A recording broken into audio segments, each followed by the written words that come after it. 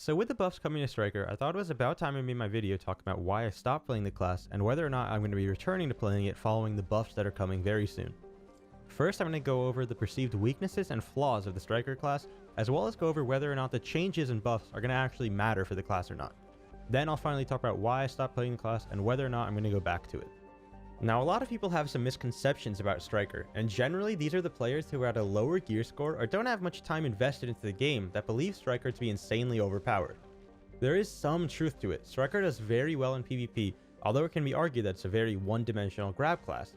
As you get more advanced with not just the class but the game, there's a lot more you can do with be a grab bot, although in 1v1s it is where the strength of the class does lie. Quick burst damage to one combo your opponent. However, the reason that a Stryker, even at as low as 220 AP, can one-shot somebody with soft cap DP primarily lies with the first flaw that we're going to discuss: static AP scaling of the Stryker's clones.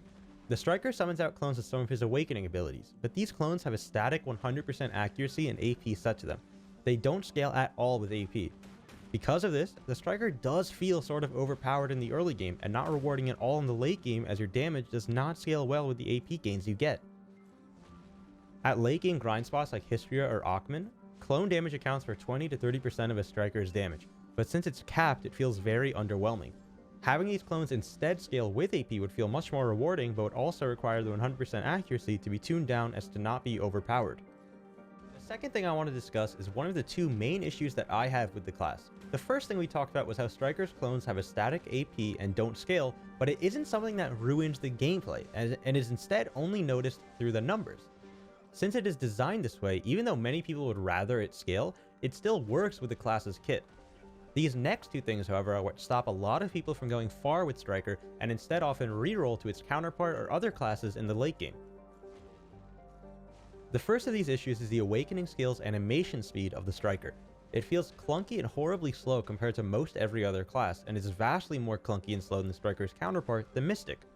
It really felt like they took Stryker and just made it better when they released Mystic. Simply raising the speed of these animations would help Stryker tremendously on later game grind spots, as well as in PvP where we get locked into abilities with large amounts of holes because of their animation length.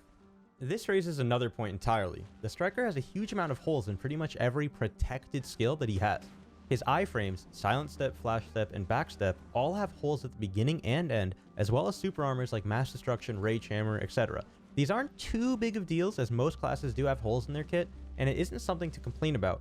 But combining this with every other flaw, it adds up quickly to counter the fun of the class.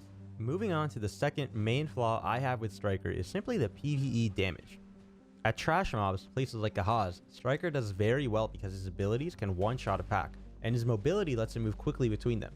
His long CDs aren't really a problem at places like this due to how easy it is to simply kill a pack and move on, and often places like Ahaz are more limited by your pets and the class you're playing.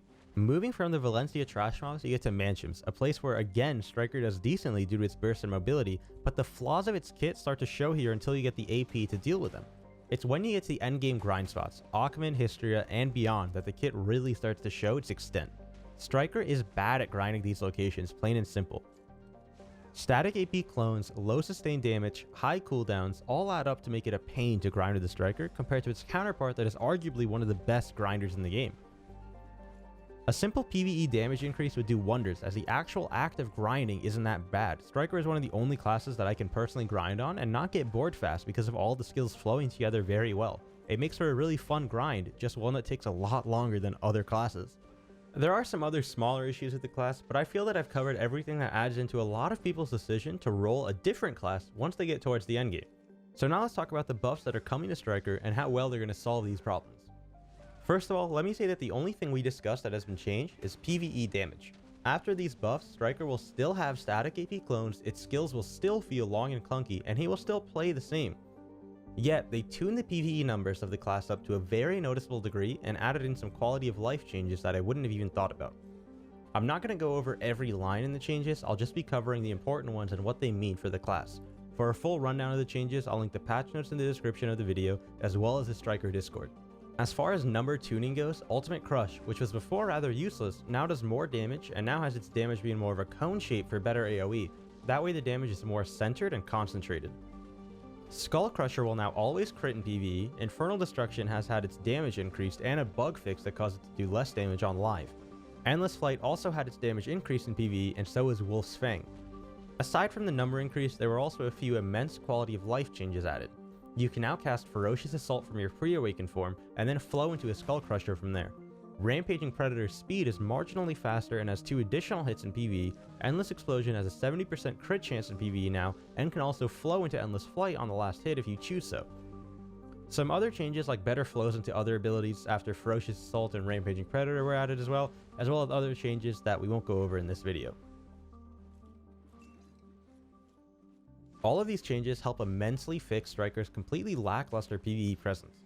Here's a clip from Divios on the PTR where, at level 60 without a Villa buff, meaning that he has a really bad accuracy against the history of mobs, he's able to clear a pack with a combo that before would leave the mobs at around 30% life.